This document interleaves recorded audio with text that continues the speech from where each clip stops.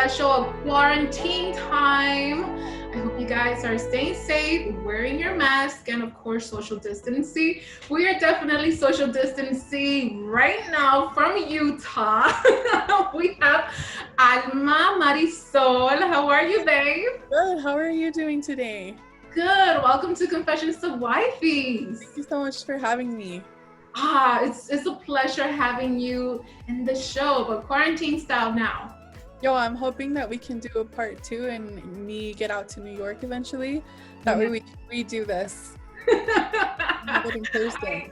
I hope you guys are excited for this episode, so stay tuned and grab a glass and come on back to this wifey quarantine style. Cheers. Salud.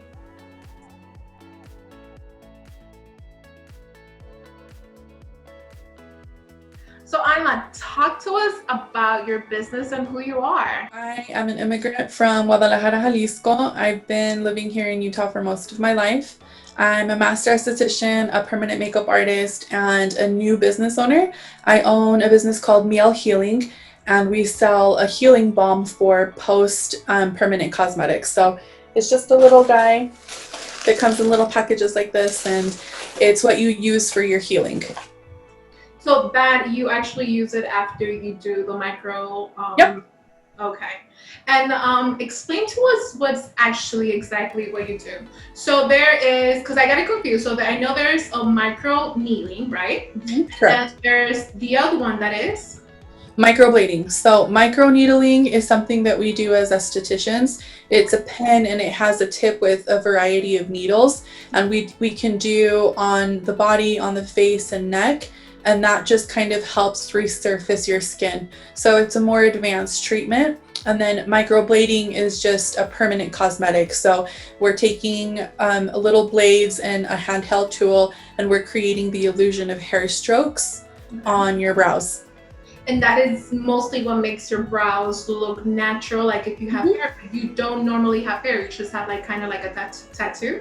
Yeah, no, you can have hair. You can definitely be someone who has brow hair and you want it to look like they're already filled in.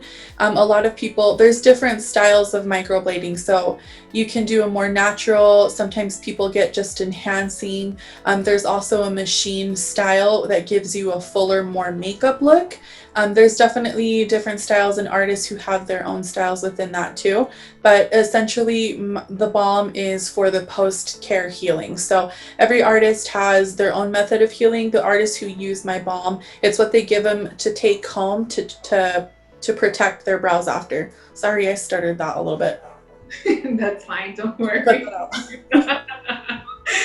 Don't worry, this is quarantine edition, so definitely. I know, right? There's a lot of things going on. What made you start this business?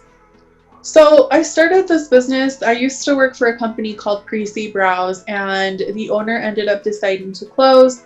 So I took on the healing portion. I was her customer service and education support manager. So I worked really directly with artists already, one-on-one through their healing process and explaining them, you know, what the product does, how to use it appropriately, and kind of always behind the scenes with different clients, different conditions, things that were going on with the skin, because I do have that experience as a master esthetician. So I was able to help them kind of relate through the entire healing process. So when I decided to take on the balm, it just felt like a perfect fit because it was what I was doing already behind the scenes. It's your own recipe and ingredients that you're using in the balm. Yes, so I did reformulate when I took it on. We have a very small ingredient deck.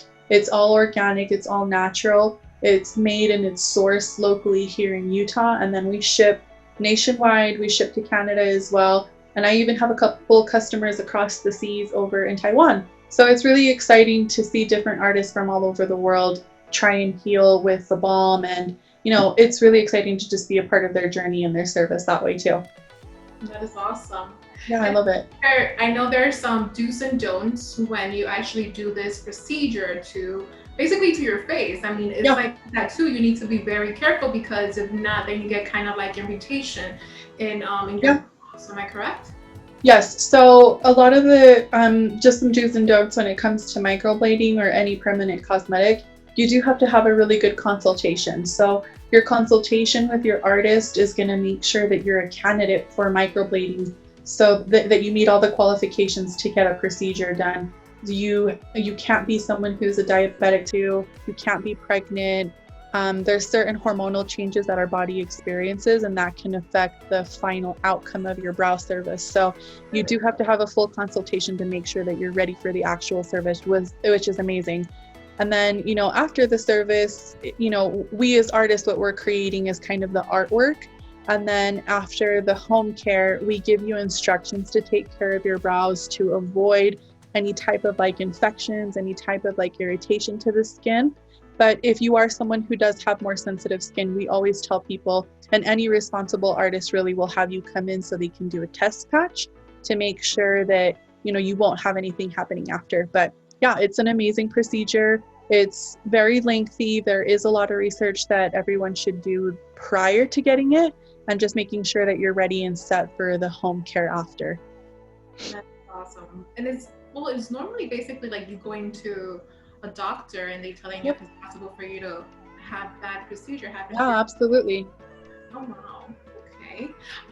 Do you think, Alma, when we women do procedures to our face or to our body in general, do you feel that help us to self-love ourselves more? Like, what do you think these procedures, especially when you do something to your face, it's kind of like a life-changing, like a light bulb that goes on. Yeah. And we immediately think like we are like better. And yeah, absolutely. Better.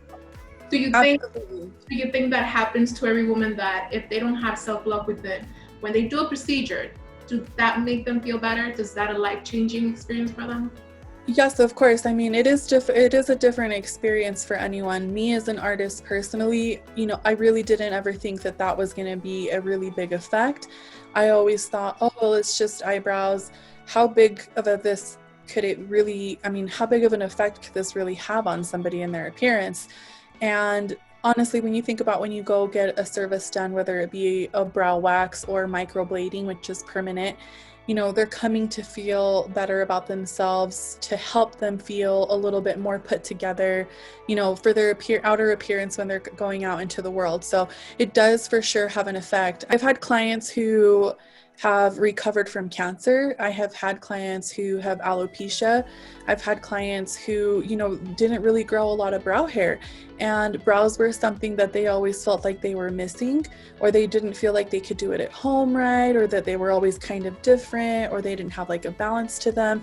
So when they come and get a service, then, we as professionals, we are trained to find that balance and that symmetry in the face with it.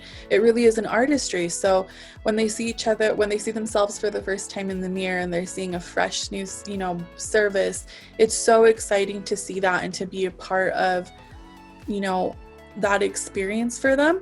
And for sure, a lot of people do think that these type of procedures can be a little bit of vanity or vain behind them, but it really is women taking care of themselves and doing things for themselves that make them feel better.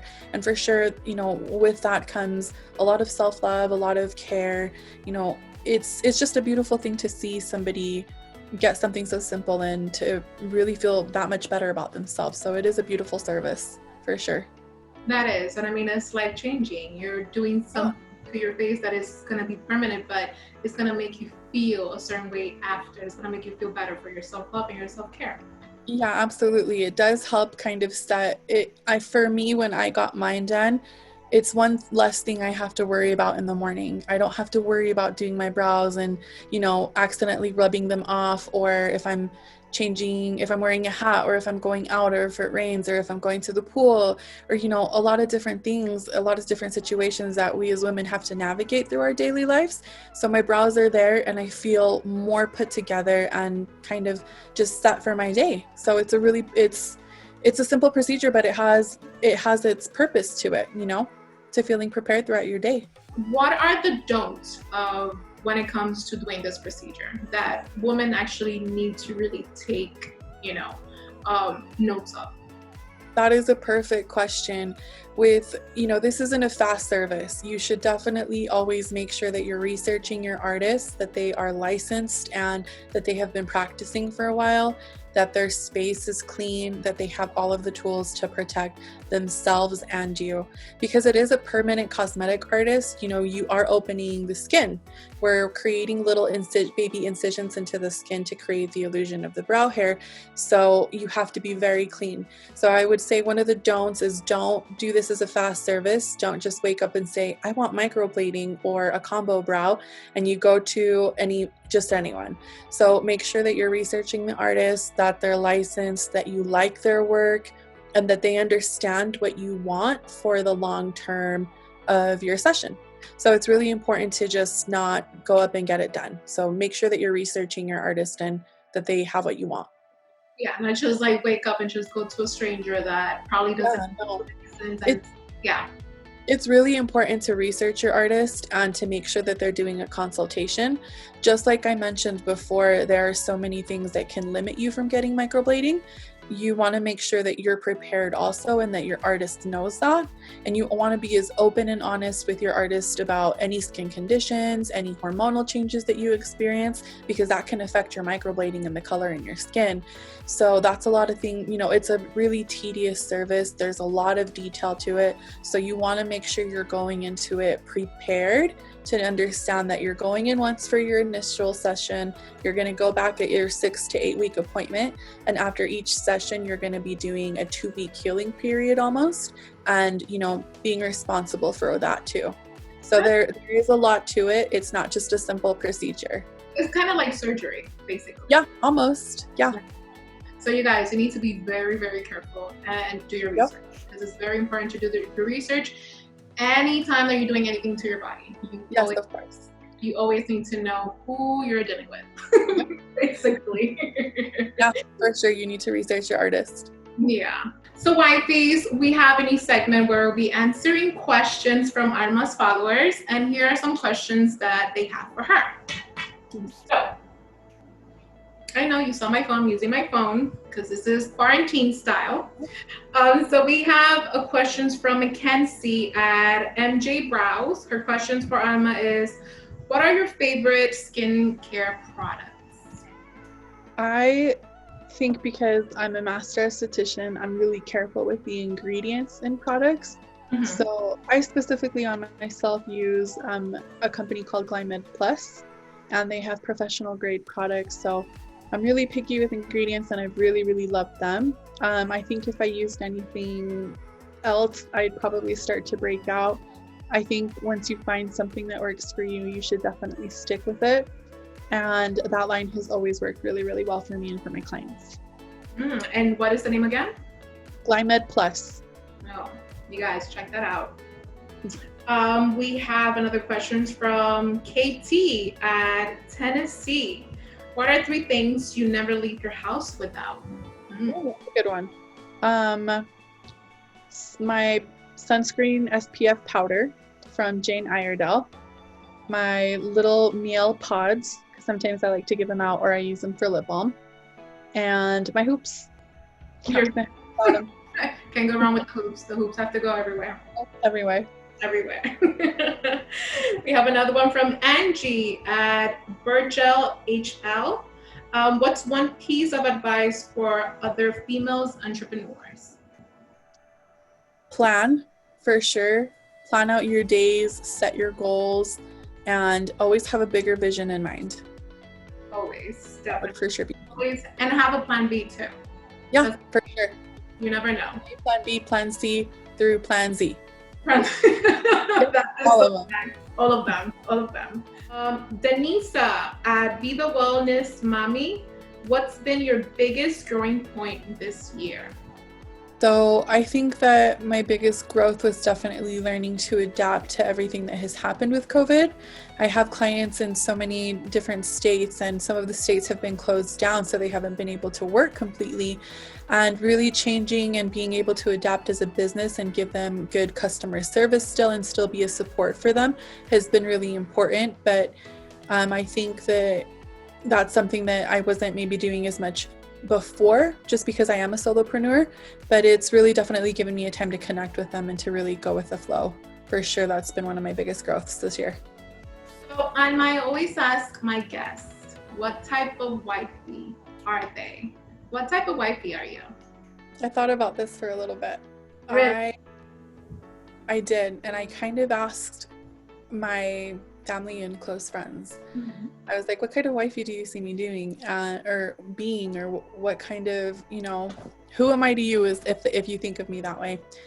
And even before what I thought of myself, and it was really nice to kind of see it reconfirmed back to me, is I'm your ride or die wifey. I will be there until the wheels fall off. I am super passionate about everything that I embark on, and I'm loyal to the end. So I think I'm that ride or die wifey. Ride or die wifey. I like that. Slash skincare wifey as well. Yes. Slash Can't go microblading. anywhere without the sunscreen, without the balm, without Many the layers. mask. Yes, so many layers. I love it. I love it. Why not? And for last, this is one of my favorite questions that I ask in this show because, we wish we would have told our 5-year-old self like something that we know now that we didn't know before. So, what advice would you give to your younger self? I would tell myself, no tengas miedo. Just do it. Just do it. I've always felt a little bit held back by, the fear of being an immigrant or what people would think. And now looking back and where I'm at now in my life as a woman and in my career, there are a lot of things I wish I just would have done. And fear was the only thing that held me back. So if I could tell myself one piece of advice, it would be that. No tengas miedo. Just do it. So, mujeres, no tengan miedo. Don't be scared. Just do it. Háganlo, lo que sea. Alma, ha sido un placer. Honestly, it's been a pleasure to have you in the show. I wish we would have been here having our mimosas and yeah. Part two. We need to do part 2 in New York City. A walk around New York City. And, thank you so much for being part of this project. And thank you for being so much for having me. I love Confessions of Wifey, and I'm so happy to be a part of it. Exciting. Thank you so much, babe. Cheers to you. Cheers, Mama. Let me get my glass. Clink, clink. Cheers to you and cheers to you guys. Thank you so much for watching. Wear your mask, practice social distancing, and comment below on what do you guys think about this episode, and share your self-care during quarantine. Please do. See you next time. Ciao, Bye. ciao. That was awesome.